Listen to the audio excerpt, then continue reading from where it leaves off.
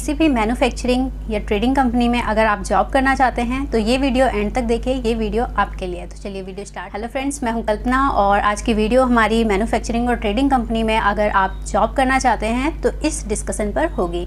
तो देखिए, अगर आप एज अ फ्रेशर की अकाउंटेंट हैं और आप चाहते हैं, आपने अभी जस्ट बीकॉम किया है या फिर आपने 12th पास आउट किया है और आप चाहते हैं कि कहीं भी एज अ फ्रेशर जॉब करें, तो मैन्युफैक्चरिंग ट्रेडिंग कंपनी भी एक अच्छा ऑप्शन है आपके लिए। इसमें करना क्या होगा, आपको किसी भी मैन्युफैक्चरिंग और ट्रेडिंग कंपनी में आपको ये पता होना चाहिए कि वहाँ पे किस चीज़ का काम हो रहा है, ठीक है। तो आपको उससे रिलेटेड ही चीज़ें वहाँ पे देखने को मिलेंगी। जैसे कि मान लीजिए आप इलेक्ट्रॉनिक की आपकी कंपनी है, ठीक है, इलेक्ट्रॉनिक प्रोडक्ट है वहाँ पर, तब आपको क्या क्या काम करने हैं मैं एज ए एग्जांपल लेके आपको बता रही हूँ। हो सकता है मे बी जिस कंपनी में आप जाएँ वहाँ कुछ और हो, ठीक है। तो एज ए एग्जांपल लेके मैं आपको क्लियर कर देती हूँ कि वहाँ क्या क्या काम हो सकते हैं और आपको क्या क्या काम करने पड़ेंगे, क्या क्या प्रॉब्लम्स आ सकती हैं। तो इस वीडियो को एंड तक देखते जाइए। तो सबसे पहले मैं बता देती हूँ कि किसी भी कंपनी में अगर वो कंपनी मैन्युफैक्चरिंग कंपनी है तो वहाँ पे काफ़ी सारे प्रोडक्ट्स होंगे, काफ़ी प्रोडक्ट की लंबी लिस्ट होगी। तो आप जैसे अकाउंटेंट हैं तो ऑब्वियसली बात है आप किसी सॉफ्टवेयर पे ही वहाँ पे काम करेंगे। तो हो सकता है उस कंपनी में ऑनलाइन सेल होती हो, ऑफलाइन सेल होती हो सकता है वहाँ पे एक्सपोर्ट होता हो, इंपोर्ट होता हो, रॉ मटेरियल इंपोर्ट होता हो। तो आपको इन सब चीज़ों से रिलेटेड जो है एंट्रीज़ करनी होती हैं। जैसे कि हम ऑनलाइन बहुत सारे पैनल्स होते हैं, फ्लिपकार्ट, अमेज़ॉन, पेटीएम, नापतोल, अपेरियो और कह सकते हैं शॉपक्लूज़ और उड़ान। आजकल उड़ान का भी अच्छा ट्रेंडिंग में है, उस पर अच्छे ऑर्डर्स आते हैं। इसके अलावा हमारा अमेज़ॉन, फ्लिपकार्ट तो मेन है ही, वो तो सभी के लिए है, तो मोस्टली लोग उसी पे ही ऑनलाइन सेल करते हैं। तो होता क्या है, पर डे हमारे जो है मॉर्निंग में ऑर्डर प्रोसेस करना होता है, तो जो कि ई कॉमर्स डिपार्टमेंट होते हैं कंपनीज़ में, वो प्रोसेस करते हैं। तो जितने ऑर्डर हमारे आए होते हैं वो सारे के सारे हमें सॉफ्टवेयर में चढ़ाने होते हैं। डेली बेसिस पे जितने हमारी सेल हुई और जितने हमारे शाम तक रिटर्न आए वो उतना हमें जो है अपने सॉफ्टवेयर, जैसे कि टैली है या बिजी है, कोई भी सॉफ्टवेयर है, तो उसमें हमें डालने होते हैं। तो ऑर्डर एक दिन में मान लीजिए 500 ऑर्डर आ गए, 400 ऑर्डर आ गए, 1000 ऑर्डर आ गए, तो उसको आपको डालना कैसे है, मेन चीज़ आपको ये सीखनी है। तो एक एक करके नहीं डालना है, यहाँ पे आपको एक पूरी एक्सेल सीट मिलेगी। एक्सेल सीट को एक फॉर्मेट बना लेना है। उस फॉर्मेट को बनाकर उसमें इनवॉइस नंबर्स देकर प्रोडक्ट का नाम के साथ कोड्स हमारे होते हैं, उन कोड को लगाने के बाद पूरा एक अच्छा फॉर्मेट बन जाएगा। उसके बाद आपको अपने सॉफ्टवेयर में अपलोड कर देना है। एक तो ये काम आपका हो सकता है, ठीक है। ये काम मेनली मोस्टली मतलब यही काम होता है। इसके अलावा आप जितनी भी रिटर्न्स आती है उसकी भी एक एक्सेल सीट बना के बिल्कुल फॉर्मेट में, तो उसको अपलोड करना है आपको। तो इस तरह से आपकी सेल और सेल्स रिटर्न हो जाएगी। और बात कर लेते हैं परचेजेस की। तो हम ऑब्वियसली बात है, अगर सेल कर रहे हैं तो कहीं ना कहीं से परचेजेस कर रहे होंगे। तो जहाँ से भी हम परचेज़ करते हैं तो उन परचेजेस को हमें चढ़ाना है अपने बिजी सॉफ्टवेयर में या फिर टैली सॉफ्टवेयर, जो भी आपका सॉफ्टवेयर है। तो उसमें एंट्रीज़ हमें ध्यान से करनी है, क्योंकि जो प्रोडक्ट हमारे सेल होते हैं वही प्रोडक्ट हमारा परचेजेस में लेना है। कभी कभी ऐसा होता है एक ही नाम से 2 प्रोडक्ट है तो कन्फ्यूज़न हो जाती है। तो ये आपको ध्यान रखना है कि कौन सा प्रोडक्ट आया है, क्योंकि हो सकता है आता किसी और नाम से है और जाता किसी और नाम से है। तो वो थोड़ा ध्यान रखना है आपको कौन सा प्रोडक्ट है वो। तो ये चीज़ आप धीरे धीरे सीखी जाएंगे जब भी एज अ फ्रेशर कहीं भी जाएंगे।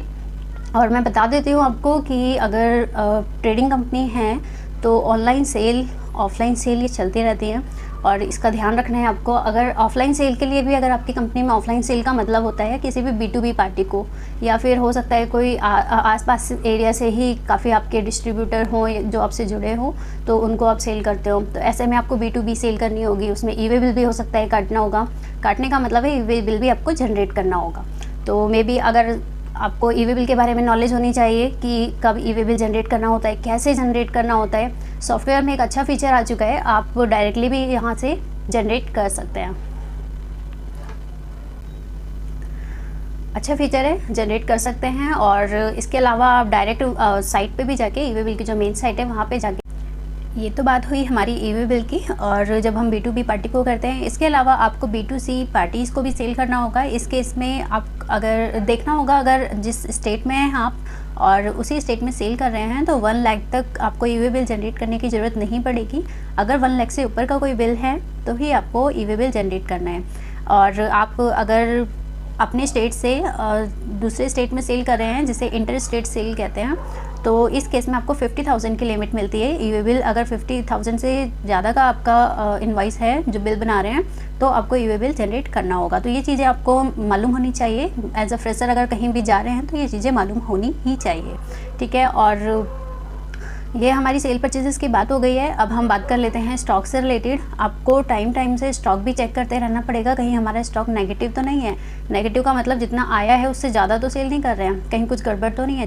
जैसे कि मैंने पहले भी बताया आपको कि एक ही स्टॉक मान लीजिए दो क्रिएट कर रखे हैं अपने अपने सॉफ्टवेयर में सेम नाम से, तो हो सकता है कि आया इसमें है और गया किसी और नाम से है, तो ऐसे में आपको कंज्यूम करना होगा, जिससे कि स्टॉक जर्नल बोलते हैं। तो वो भी आपको टाइम से बीच में करते रहना है। अगर आपको इनसे रिलेटेड कोई भी क्वेरी आती है, कुछ आता है, तो आप मुझे कमेंट करके पूछ भी सकते हैं। मैं आपको इस पर डिटेल्ड वीडियो भी बना दूँगी, जिससे आपके लिए सब कुछ ईजी हो जाएगा।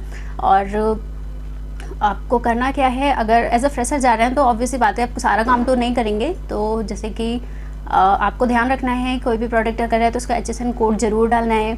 GST रेट चेक कर लेना है कि उस पर रेट कितना है उस प्रोडक्ट के ऊपर। कभी कभी होता है क्या है 18% वाला आइटम हम 12% में किसी को सेल कर देते हैं। तो जो है ना, आप जब स्टॉक क्रिएट करते हैं तो आपको ध्यान रखना है उसका।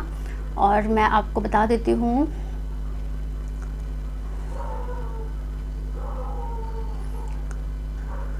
मैन्युफैक्चरिंग ट्रेडिंग कंपनी नाम से ही पता है कि जहाँ पे सेल और परचेजेस होती हैं। तो मेन काम आपके ये सेल परचेजेस हो गए, स्टॉक हो गया आपका। इसके अलावा सारी पार्टीज़ की जितनी पेमेंट्स आती हैं वो टाइम से चेक करते रहना है कि किससे पेमेंट आ गई है, किसकी पेंडिंग है, उसका ध्यान आपको रखना होगा।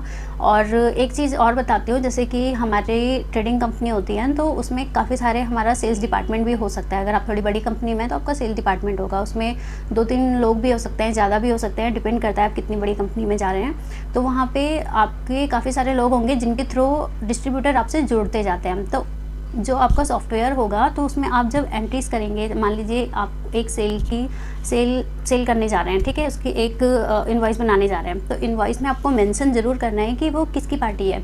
मान लीजिए आपके कोई राम नाम का आपके यहाँ पे कोई है सेल्स डिपार्टमेंट में, उसके थ्रू आपका जो डिस्ट्रीब्यूटर आया है, ठीक है, तो आपको मेंशन करना है कि सेल्समैन कौन है। यहाँ पे मेन चीज़ मैं आपको बताना चाह रही हूँ कि सेल्समैन कौन है। तो सेल्समैन का नाम जो है वो भी क्रिएट कर लें। और वहाँ पे अच्छे ऑप्शन होते हैं, आप सॉफ्टवेयर में काम करेंगे तो आपको सभी चीज़ें देखने को मिल जाएंगी। उसमें मेंशन करना होगा कि किसके थ्रू ये डिस्ट्रीब्यूटर आया है। इन केस उनसे पेमेंट नहीं आई है तो आप किससे बात करेंगे, आपको प्रॉब्लम नहीं आएगी, आप डायरेक्टली उन्हीं को बोलेंगे कि इस पार्टी की पेमेंट नहीं आई है, ठीक है।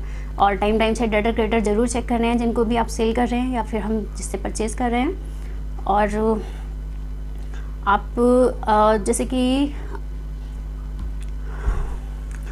और हम बात कर लेते हैं कि अगर हम सेल परचेज़ कर रहे हैं तो हमारे पैकिंग मटेरियल्स वगैरह भी आते हैं। तो पैकिंग मटेरियल से रिलेटेड जैसे प्रोडक्ट को अगर रॉ मटेरियल है तो उसको पूरा का कंप्लीट फिनिश गुड्स बनाने के लिए भी हमें एक जर्नल एंट्रीज पास करनी होती हैं। हम जर्नल एंट्रीज जिसे स्टॉक जर्नल बोलते हैं, ठीक है। उसमें आपको स्टॉक क्रिएट करना होता है। क्रिएट करने के लिए डेबिट और क्रेडिट होते हैं, उनको आपको स्टॉक जर्नल करना होगा।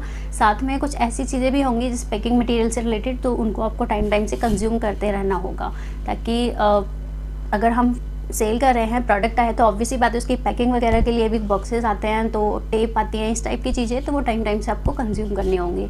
आप इससे रिलेटेड अगर कोई क्वेरी होगी तो आप मुझे कमेंट करके पूछ सकते हैं, क्योंकि अगर आप फर्स्ट टाइम जॉब करने जा रहे हैं तो ये सब चीज़ें आपके लिए न्यू होंगी।